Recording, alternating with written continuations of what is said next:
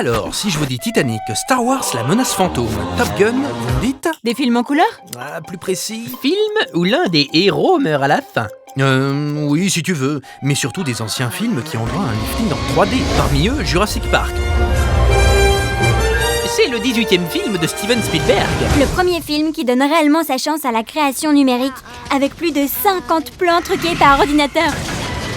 Oui, et surtout ce film a changé le monde des effets spéciaux, car Steven a su combiner les meilleures techniques de son époque, que ce soit en termes d'animatronique ou de création numérique. Et c'est quoi un animatronique? Un animatronique, c'est un robot que l'on peut contrôler à distance. On le sculpte et le recouvre de textures afin qu'il ait une forme réaliste.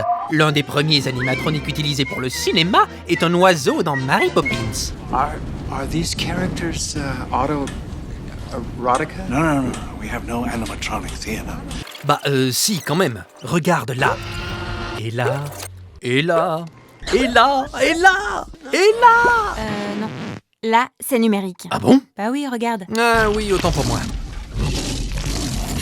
Ce qui est révolutionnaire dans ce film, c'est le mélange des techniques. On est dans une époque où la création numérique en est à ses balbutiements, et Steven a fait le pari osé de miser énormément sur le numérique. Mais pas que, il combine des techniques numériques avec des effets en prise de vue réelle, ce qui donne un résultat fascinant. Regarde là, par exemple, la voiture et les enfants, ils sont quand même pas faits par ordinateur. Justement, seul le dinosaure est modélisé par ordinateur. Ils ont donc réellement aplati la voiture, tordu les câbles, etc. Des éléments du décor sont contrôlés hors champ afin de recréer en direct les dégâts causés par le T-Rex. Ce n'est qu'en post-production que l'on ajoute le T-Rex et le tour est joué. Ceci dit, pour les gros plans et certains mouvements, ils étaient très contents d'avoir des animatroniques. Ici, l'animatronique du T-Rex pèse 5 tonnes 9. Il mesure 6 mètres de haut et 12 mètres de long. Il devait interrompre le tournage pendant de longues minutes pour le sécher et le recalibrer.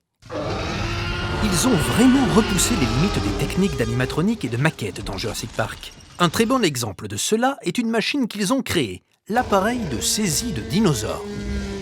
Les animateurs ont créé des modèles de dinosaures similaires à ceux faits pour les maquettes, mais cette fois, ils les ont codés de façon électronique.